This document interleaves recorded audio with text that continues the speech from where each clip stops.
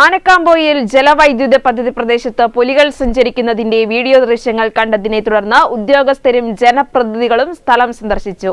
വ്യാഴാഴ്ച വൈകുന്നേരം 6-നും 6:30-ക്കുമിടയിലാണ് പുലികൾ സഞ്ചരിക്കുന്നതിന്റെ വീഡിയോ ദൃശ്യങ്ങൾ ജലവൈദ്യുതി പദ്ധതി പവർ ഹൌസിൽ സ്ഥാപിച്ചിട്ടുള്ള CCTV ക്യാമറയിൽ പതിഞ്ഞത്. ആനക്കാംപൊയിൽ കണ്ടപ്പഞ്ചാൽ ജലവൈദ്യുതി പ്രദേശത്ത് പുലികൾ സഞ്ചരിക്കുന്നതിന്റെ വീഡിയോ ദൃശ്യങ്ങൾ കണ്ട സാഹചര്യത്തിലാണ് പ്രദേശത്ത് ഉദ്യോഗസ്ഥരും ജനപ്രതിനിധികളും സന്ദർശനം നടത്തിയത്. Kozhikode deputy collector Sajith, Thamarassery tahsildar MP Sindhu, Kodanchery panchayat president Alex Chembakassery, Thamarassery range forest officer, ജനപ്രതിനിധികൾ തുടങ്ങിയവരാണ് ഈ പ്രദേശം സന്ദർശിച്ചത്. വ്യാഴാഴ്ച വൈകുന്നേരം 6-നും 6:30-ക്കുമിടയിലാണ് പുലികൾ സഞ്ചരിക്കുന്നതിന്റെ വീഡിയോ ദൃശ്യങ്ങൾ ജലവൈദ്യുതി പദ്ധതി പവർ ഹൌസിൽ സ്ഥാപിച്ചിട്ടുള്ള CCTV ക്യാമറയിൽ പതിഞ്ഞത്.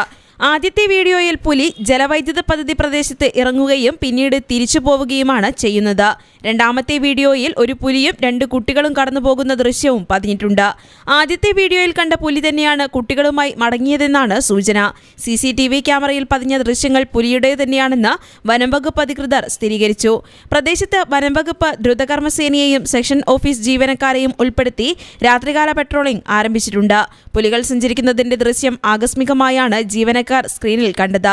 ദൃശ്യം വിശദമായി പരിശോധിച്ചപ്പോഴാണ് പുലികളാണെന്ന സംശയം തോന്നിയത്. തുടർന്ന് വിവരം വനംവകുപ്പ് ഉദ്യോഗസ്ഥരെ അറിയിക്കുകയായിരുന്നു. ഉദ്യോഗസ്ഥർ സ്ഥലം പരിശോധിച്ചെങ്കിലും പുലികളെ കണ്ടില്ല. സംഭവത്തിൽ കൂടുതൽ പരിശോധന നടന്നുവരികയാണ്. പദ്ധതി പ്രദേശത്തിന് സമീപത്തായി വീടുകളില്ലാത്തതിനാൽ പുലിയെ ആരും നേരിട്ട് കണ്ടതായി അറിവില്ല. ഇരുവഴിഞ്ഞിപ്പുഴയിൽ പ്രവർത്തിക്കുന്ന ജലവൈദ്യുതി പദ്ധതിയുടെ മുകൾ ഭാഗത്തുള്ള വനപ്രദേശം എടത്തറ സെക്ഷന് കീഴിലാണ് ഉള്ളത്. News bureau, Thamarassery.